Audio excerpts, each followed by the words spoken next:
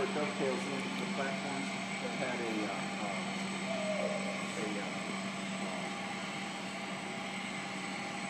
a lubrication.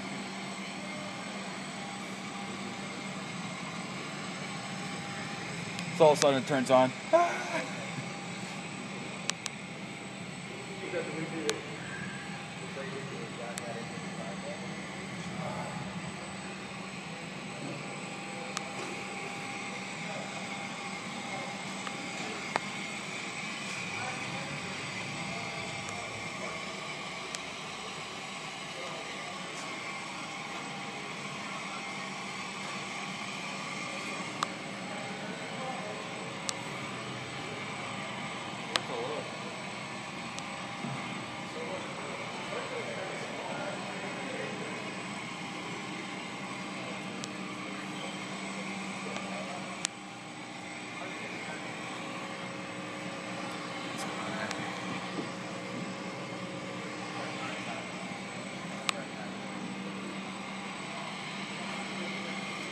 Something you got here. Okay. See this inlet for your air conditioning system. Oh. When this is closed, of course, you've got ram air here. Mm-hmm. And depending on what they ask for up in the flight deck, you'll get more airflow. And what you have here, in this bay right here, you see these quick disconnects? These fold open. And in here is two on each side, forward and aft, of radiators. Just think of them as radiators. We call them heat exchangers. Mm-hmm. They look like something that come off of friggin' Kenworth truck or something. That's as big as they are. Those are your heat exchangers, and that's basically what runs your air conditioning system. You get bleed air that comes off of the engine over to here, and it goes through these and cools it. Because you know air coming off there is superheated. Yeah. And this will cool it down, and that's what you'll use for cabin temperature. And What's that? he's running one of the tests for your position, I believe. You have to have standby power on, and he turns it off every now and then. So is this the same principle for regular heating too? Yes. Inside the plane? Yep. It's the same air, heating and cooling. Depends on where you want to take it off of. So they have an auto pressure controller, auto heat, auto air. You can, on your cooling, they call them packs. Yeah. You can turn it hotter, colder, whatever the flight attendant wants to. Oh, it's cold back there. Or, gee whiz, it's too hot. You know. How long is it usually? Flight attendants are always picky. Usually, tires are on condition. Tires are on condition. What you have here is a 28 ply tire, and the skins, we can retread them infinitely. As long as they're okay, we'll retread them. So what you do is mine just sit like this here. This is a result of this tire coming down. Mine just goes from 0 to over 210 miles an hour, just like that. So you're going to get a, right? Is this the housing where the landing gear is? Why they Yes. use air in tires and not just completely Rubber. rubber. Well, because that also helps in the shock absorption. And when you use air, it gives you more surface contact. It'll flatten out a bit. All around a much better deal than like hard rubber. Hard rubber would tend to freeze to it. It'd be like skating around on things. I know that they actually made these tires that are indestructible. You could drive off a cliff, drop 200 feet, and it wouldn't even shatter them. They're like a honeycomb kind of Very cool structure. Wow. Oh yeah. What company makes those tires? Do you know? I don't know. It's military technology. They got like run flat tires. What they call them? Yeah. Who knows? Maybe in the future that's what they'll come up with. So far, this is. And on your brakes, you have what they call an Exhaust pipe. disc brake. You know, a disc brake, right? You see your disc brakes on your car, and like that, kind of have a rotor and a caliper.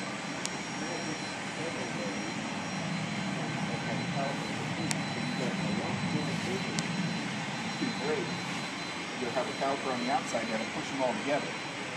and it gives you more surface, braking surface, and it at a lower temperature. Because let me tell you, at 210 miles an hour, these things heat up just like that. So like you prep, if you touched one of these just after landing, it'd be hot. It'd be real hot. Burn your skin off, probably. That's why we use thrust reversers. What you have here, if you look up the back of this, see these rods in there? Yeah. See that square thing? Mm-hmm. Imagine that's a door. And when this thing pulls back, that pulls that door open. And what happens is that directs the airflow from that first stage fan that way. Instead of out the back here, this comes open, creates an opening here, and that airflow is this way, redirecting your thrust forward. So you go like back into a terminal or something? Well, we used to power back, but they don't allow that. You just rather use tugs. Well, and another thing too is that when you go high power, you have the chance of adjusting something up your intake. A bird. like maybe a screw on the floor that someone missed A during. bird that suddenly shows up. Yeah. Rag. That's what you call foreign object destruction. We call it FOD. Yeah. The rag. You want me to grab that for you? Nah, it's okay. Yeah. I don't know. Don't worry about it. For a Nah, reason. don't worry about it. Yeah. We got these guys that there's specific job that just came up on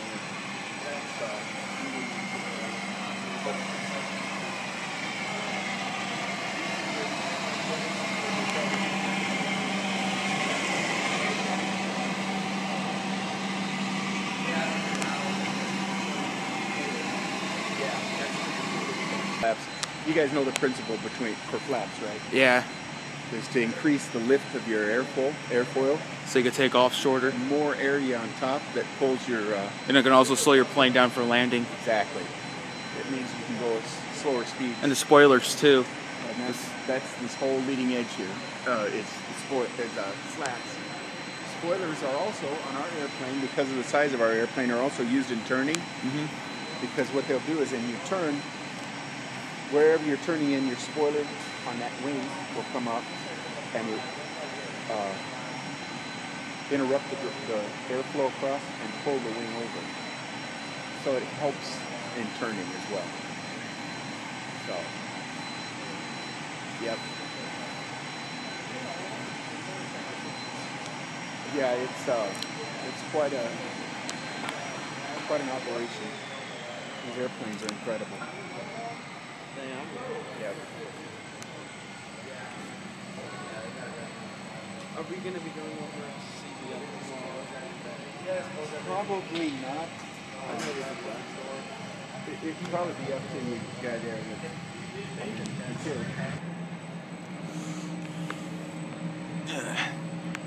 One big tail setting.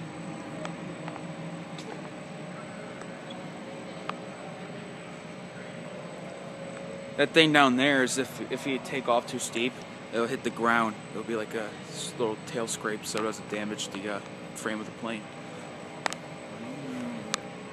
This one, huh? Yeah, this right here. So you can already see it, or it's marked up already. Somebody been doing it, huh? I can tell this is already marked up, the tail thing, dragger.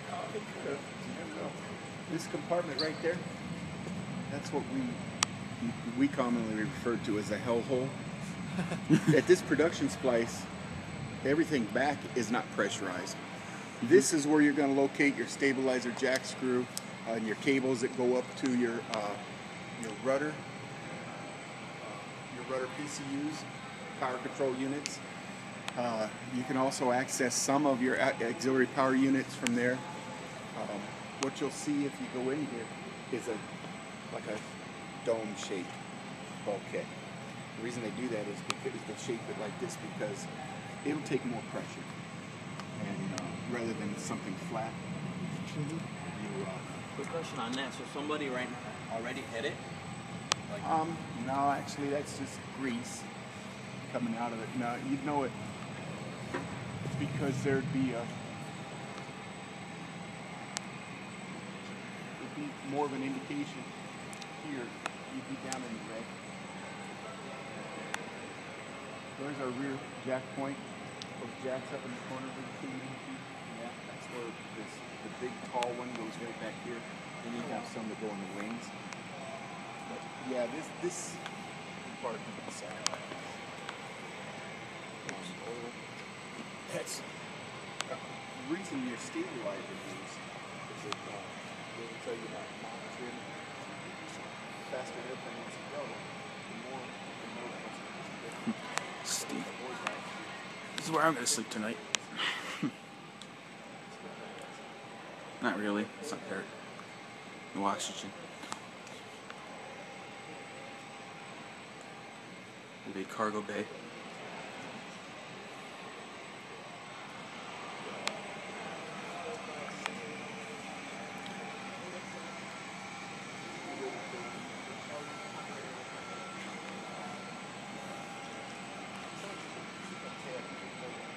The one we had last time was 247.